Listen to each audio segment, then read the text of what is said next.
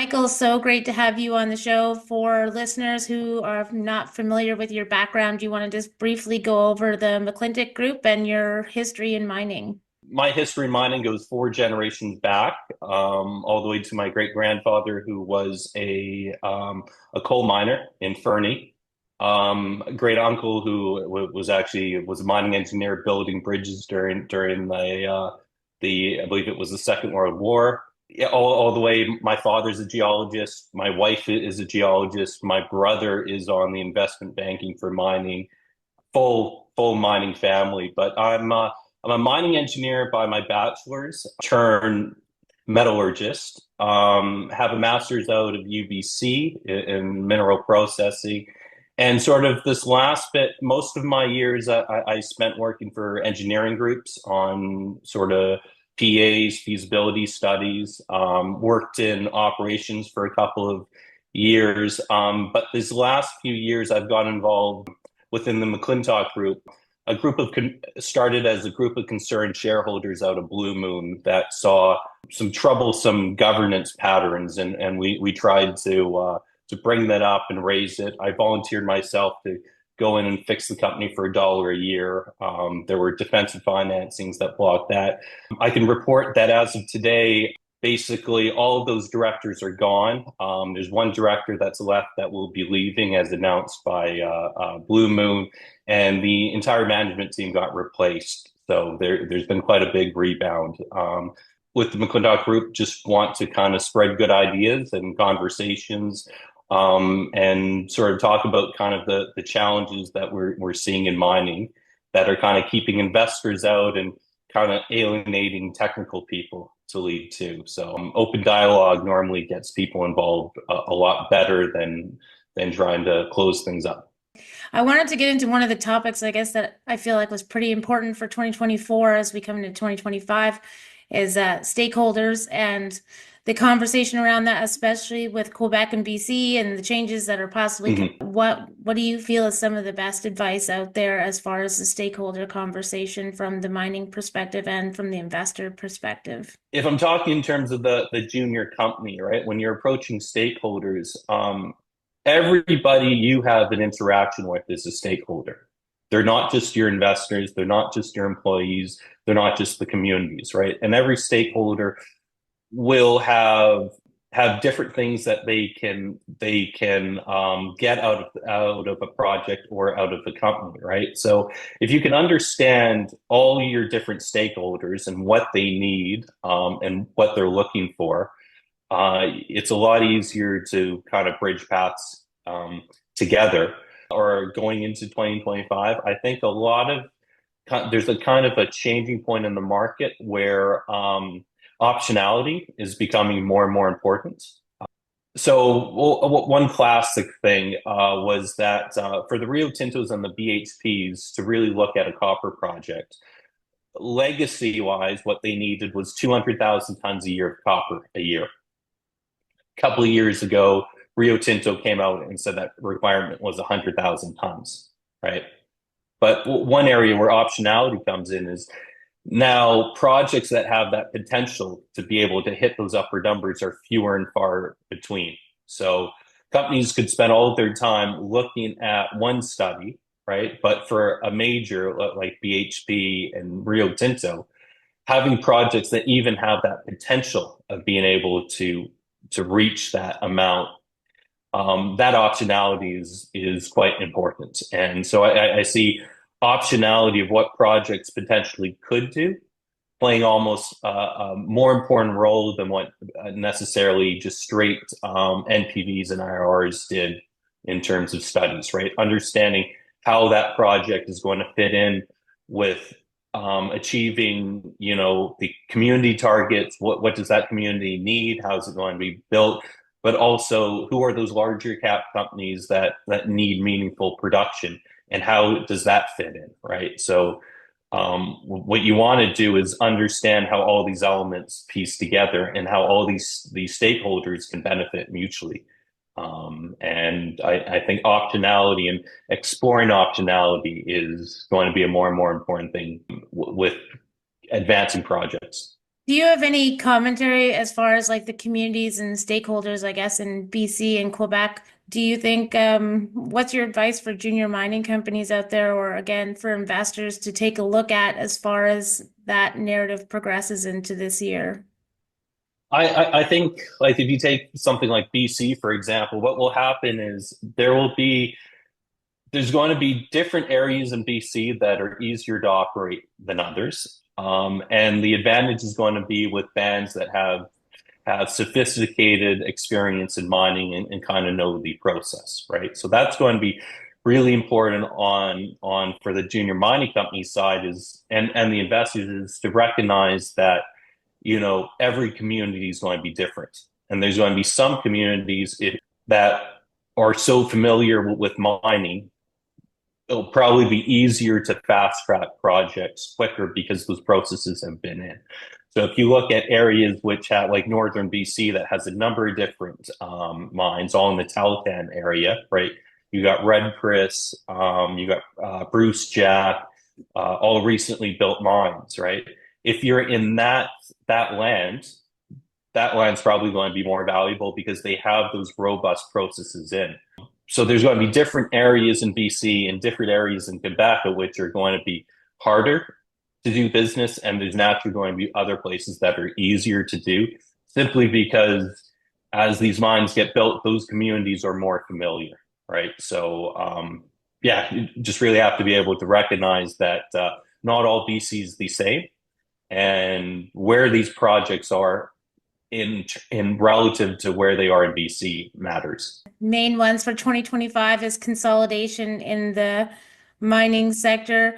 Do you think, again, with stakeholders and all these different pieces of the puzzle moving around so quickly, that's going to be one of the main things that we see as far as for the junior mining sector? Or do you feel it's going to be more mid-tier that we'll see that consolidation? I think the challenges for the really large caps is they're getting so large that there's probably national pressures to keep them from being able to merge. Like, I don't know if you remember, was it back in the 2010s? You had Rio Tinto and BHP were going to try to merge or amalgamate all of their metallurgical coal in Australia. And the Chinese government basically put pressure and broke that, right? So what you don't want to see, what a lot of countries don't want to see, is one or two miners that control the entire copper supply in a similar way that like OPEC works.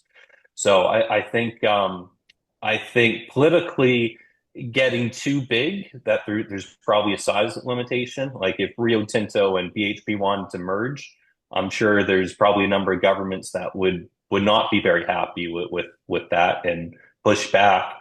But certainly for the majors picking up, the mid-sized players and good assets that are kind of in that tier, I think that's probably the strategy to grow. And certainly for the mid-tier companies to grow through acquisitions is probably the natural way to go. The other one is, for a lot of these projects, and we kind of ran into it a little bit here, is what you don't really want to see, or on the permitting side, what governments don't want to see is single flagship companies, right? That build a mine, the mine doesn't work out, and goes into environmental liabilities, right? So if you have bigger companies that are trying to bring on new projects and they have a number of different mines, politically, that's a lot easier for a government to, help facilitate a permit than a single developer trying to put a single project in. And if that project goes sideways, then all those environmental pressures. So I think that's also kind of the force that we're going in, is that you really need to be a certain size to be bringing in a project of a certain size in. And that's really where mergers really make sense, because it's just easier for a larger company to go through all of the permitting, and also be able to build that trust with the communities, the governments, and be able to have that backstop is a lot more important and helps facilitate that. And I think that's kind of the direction that we're going, and we're kind of moving away from, the single companies becoming just a single developer. For junior mining companies, as you just mentioned, that trust piece, what would you like to see from junior miners out there or the exploration company? I know that there's a ton of new technology, but what would you like to see from management and CEOs going forward? What would help build their trust level, whether that's from an investor or just a general community as far as understanding the mining sector? I think the first thing for any junior mining executive is to understand where their value proposition is. Like, why exactly do they have to exist? Have a reason. I think I get frustrated sometimes because something like 2,000 or 3,000 junior mining companies that exist out in the world, some huge amount, but you tend to see a lot of companies mimic each other, right? Like they'll see one company that does something and they mimic. You really need a core reason on why you need to exist. And so trying to look for gaps in the market, maybe where other players are not actually in. Like one thing that popped up for us was tin, right? So you cannot build an electrical device without tin. You cannot build a car without tin because every electrical component that's out there, the way that we connect a circuit board is with the use of tin. Now, out of that, can you guess how many public tin explorers there are in North America? I'll guess three, maybe. Zero. Oh, okay. There's zero. There's one private company that's looking to go public, a company called Rare Earth Ridge that has a tin play. But nobody's gone out and picked up all these tin projects. So there are these gaps in the market, and I think that if you are a junior mining company, you need to start look for where the gaps are, right? Where are the opportunities? And once you have a vision of where you need to be and that opportunity in the world that you're building towards, then you can start pulling in the investors and start focusing on the story.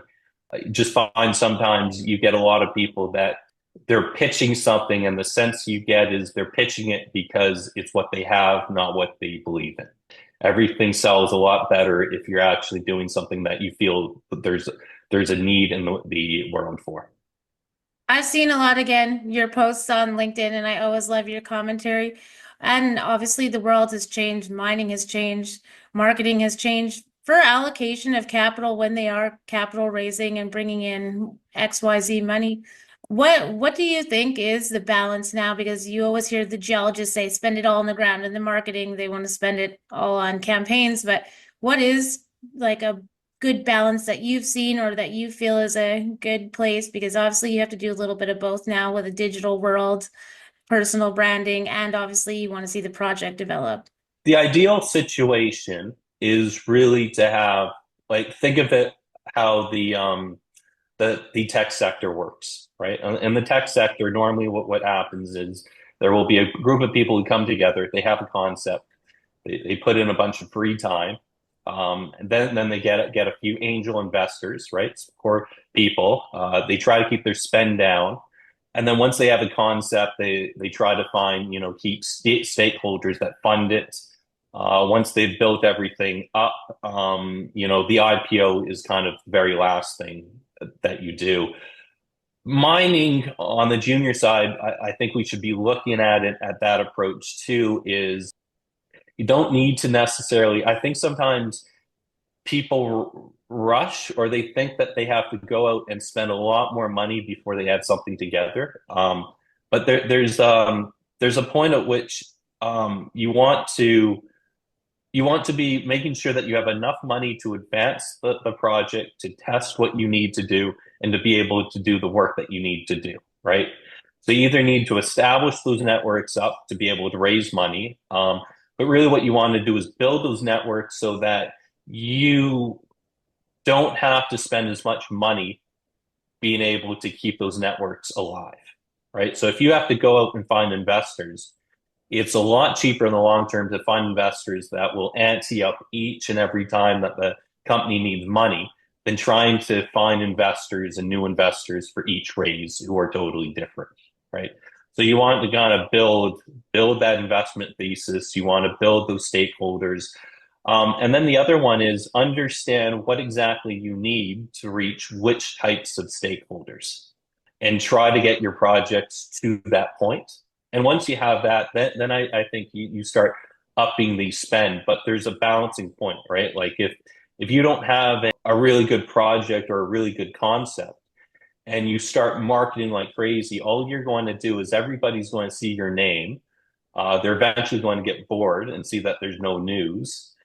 So like there's a balance between there, right? Where you need to advance the project, but you also need to understand what the market needs to see, and don't be a fool and start blowing marketing dollars until you're at a point at which it makes sense.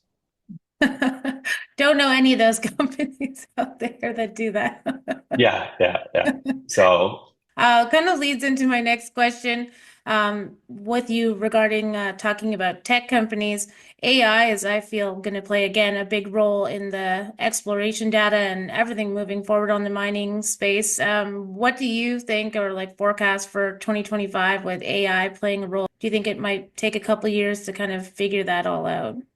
well, it's no, we're starting to see it. The AI in mining has, like the first time I heard of AI in mining was actually, I think it was in about 2011, a project that I knew of in Chile in which they were trying to generate targets using AI. So it's been around for a while. But what it's effectively enabling you to do is it's speeding up the geologist's time.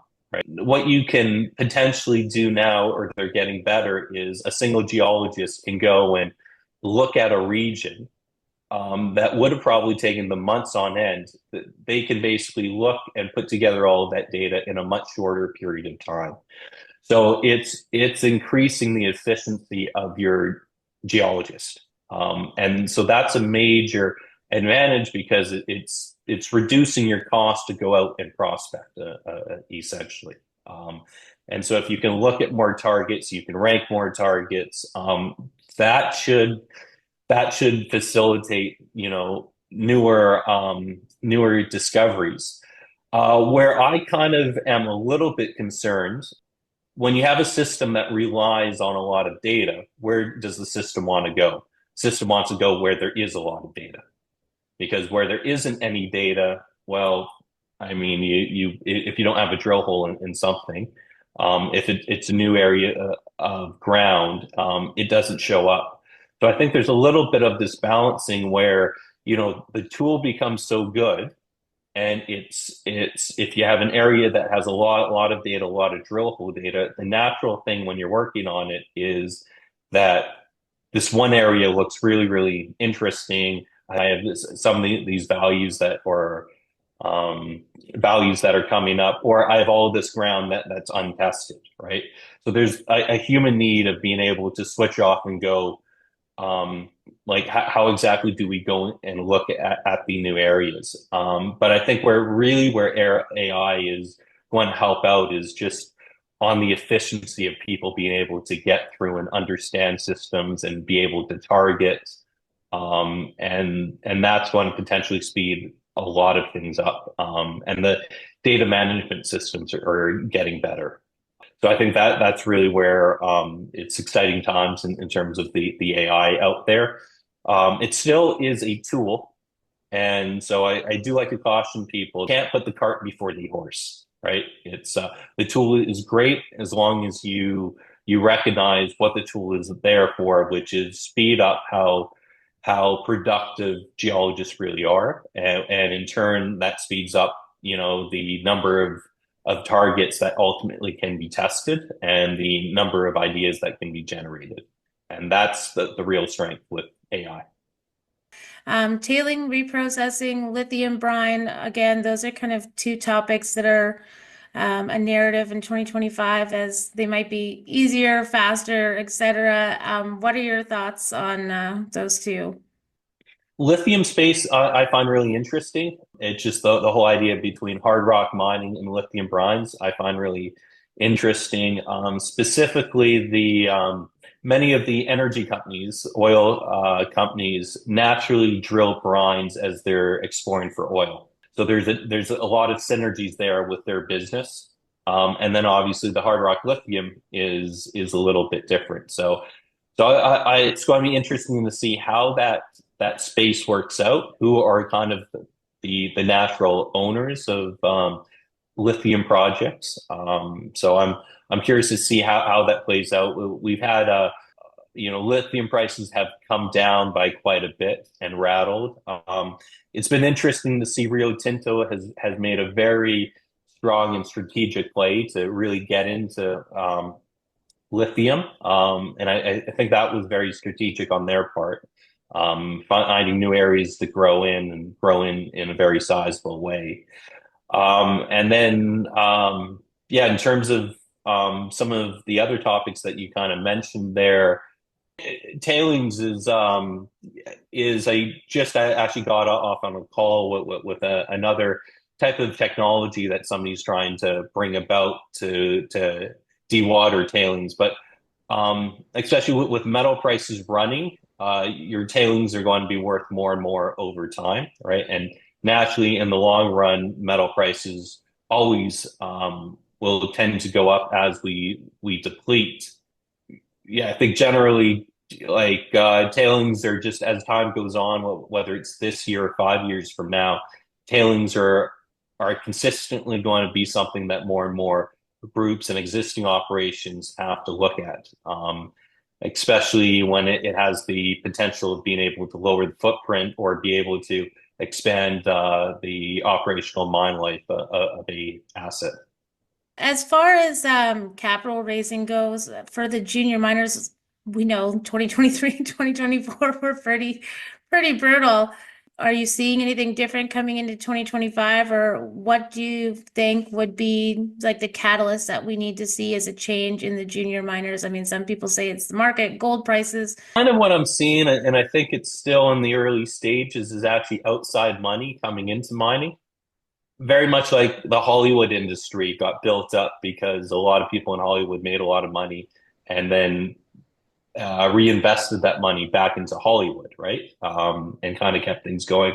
Junior mining was very much like that, where the wins would then get reinvested into junior mining. But there's been so few wins, we've not really seen that same amount of reinvestment coming back in, which has made it really tricky. But I think there's a lot of synergies with the venture capital in terms of how they perceive risk, that makes sense for that type of money to come into the mining side. So my sense is a lot of the earlier stage opportunities we're moving towards actually outside money coming in and reinventing that. And Sort of an example I can give here is C Capital. The way that they'll look at projects is that they might hold 20 companies that they own, but they only actually expect maybe three to take off, right? So for the most part, 80 to 90% of the companies that they invest in, they expect to go to zero. Well, that's really how junior mining needs to be looked at and used to be looked at was that, either there's going to be a few outliers that basically drive all of those wins and that the most of the names are, won't actually work out. And that's kind of a beautiful thing in exploration, but it's also, something very difficult to have to deal with. Instead, in kind of what I see right now in the junior mining, everybody wants every investment to return something no matter what. And I think when you have that type of mentality, you start giving up the really big opportunities, which are like, if we drill this, it's either a duster or it's something. So we're going to drill something new, and something that either has the potential of being something great or it has the potential of being nothing, opposed to drilling something that already has a resource. I think the venture capital space has a philosophy that aligns with junior mining a lot better than what a lot of the more experienced brokers inside of mining think of capital and risk. So my sense is that makes more sense coming in from outside of mining. And we've certainly seen that with Cobalt that raised like another $300 million. It has an AI spin. There's a couple of other companies, but it seems to me that combining the AI with sort of the risk profiles that mining naturally has potentially can be attractive for capital outside of the traditional mining space. So I think we're at risk of basically having new forms of capital just replace sort of the existing capital that a lot of these juniors are relying on. Do you feel like part of that is because of the whole critical minerals race that's, basically probably going to happen over the next few years with geopolitical tensions from, one country to another, that's really going to play a part in bringing that outside capital in? Yeah, no, I think all of that plays an effect into it. I also feel it's kind of just the junior industry kind of being broken here because like there were some pretty incredible mineral discoveries that were found in the 1970s and the 1980s and even the 1990s. But what a lot of people forget is that if you were to look at metals, commodity prices through those decades from the 60s to the 90s, what you would generally find is that every decade, like take for example the price of copper, adjusted for inflation, the price of copper went down every decade. So what it meant was if you were wanting to be in the copper space, if you had an existing deposit that was marginal, if you waited 10 years, your deposit was going to be worth less. So the only way that you could be in the copper business was to go out and to find something that was good enough grade today to mine. And so when we hit the super cycle in about the 2000s, that strategy totally changed because all of a sudden now we were seeing metal prices run and projects that were on the cusp all of a sudden became economic. So then what happened was, the safe bet and what made sense was to find projects that were, either marginal, making them a little bit better, and also waiting out for metal prices to improve would normally get that project over the hump. And you didn't have to worry about going out and drilling dusters and blowing through cash. So we've been tied in that mentality, this philosophy, since the early 2000s.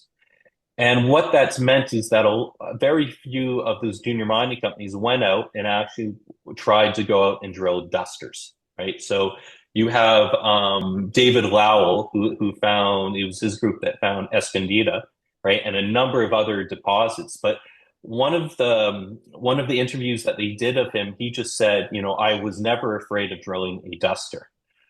Well, the fact that we haven't seen that type of exploration for the last 20 years has really eroded, the exceptional finds. And so I feel like where we are today, we've had, 20 years, 30 years of no real significant discoveries in the same sense that we saw in the 70s, the 80s, and the 90s. And there's a kind of a need to go back to that. So we've kind of just pinned ourselves into this corner. And most juniors who are out there, their ability to raise money on a project that doesn't have an existing drill hole, it's really hard, right? You'll go out and talk to kind of the traditional investors, and as soon as you tell them that you have no drill hole, it's kind of like, well, why would I put the first dollar in? And then you start stepping back and you go, well, no. The reason why there can be blue sky and there's a potential of something being significant there is the fact that it's never been tested. You can't put in a drill hole without removing some amount of the blue sky. So I feel like it's been sort of, those macroeconomic conditions have kind of forced us into this direction. And we kind of are sitting here because it's just how people responded to, the having for a long time a period where metal prices consistently rose, which allowed everybody to basically do the same strategy, which was basically find a project, sit on it, drill an existing resource base and try to inch it along and hope that the rising tide sort of floats the project. So you want to see the exploring back in exploration, basically? I, I think that's the way it has to go. Partly because though we've seen copper prices, for example, run, um, the cost inflation for a lot of these mines has been significant. You really have to look at it in terms of how do you get a better return on your capital. You have to be able to, find things that are impressive or that are going to surprise you, and you want to be a little bit more strategic with capital. And then you have things like AI that come in, which potentially makes you more efficient at being able to figure out where to drill and be able to look at, bigger amounts of ground.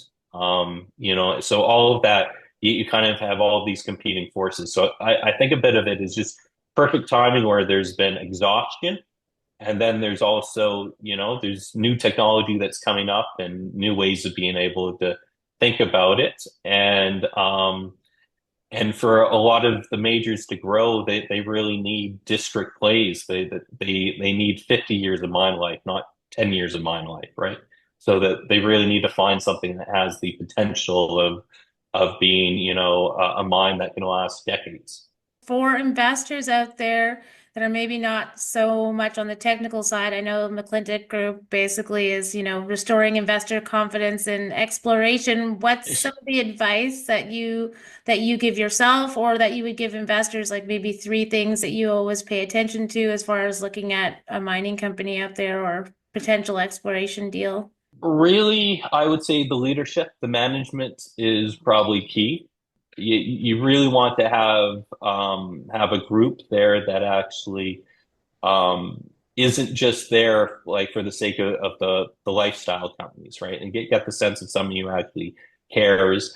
I know for me, I look at salaries pretty closely. If I want to invest in a junior, whenever I see a junior paying too much in salaries, my thought process of it is people who actually really care will tend to see the success of the company as their personal success.